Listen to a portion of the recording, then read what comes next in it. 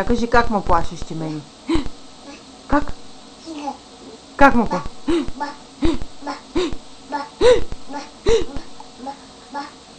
Мале, мале. Как духа вятърчето вънка? Как? А как прави влакчето? Така ли прави влакчето? А мимито на колко годинки е? И колко голяма ще стане?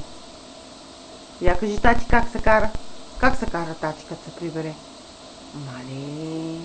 И мимито слуша, нали? И е послушна. Гледаме ли ние птичките с тебе? Така ли правят кокошките? Така правят. А поля ли ти градинката? С водичка поля ли? Градинката, цветенцата поля ли ги? Как миришем цветенцето ни? Как? Я покажи. С нослето, нали? Така. А как се обаждаме на баба?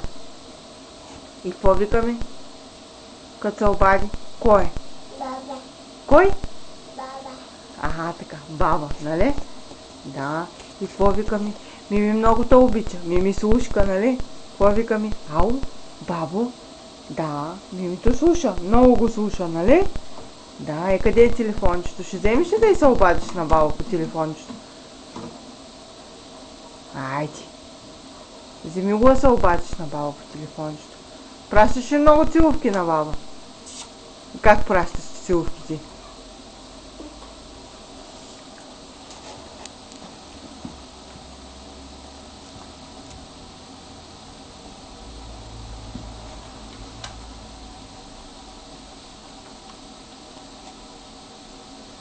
Да. И кой ще кажеш? Ало, бабо, я се обади. Обади се да чуем.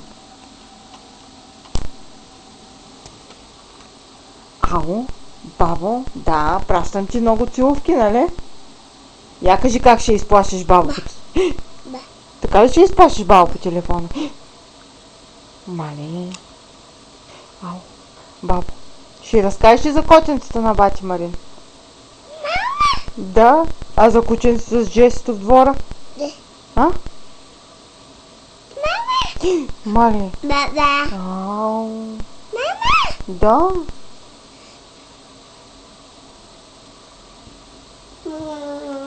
Ще казваш ли чао вече?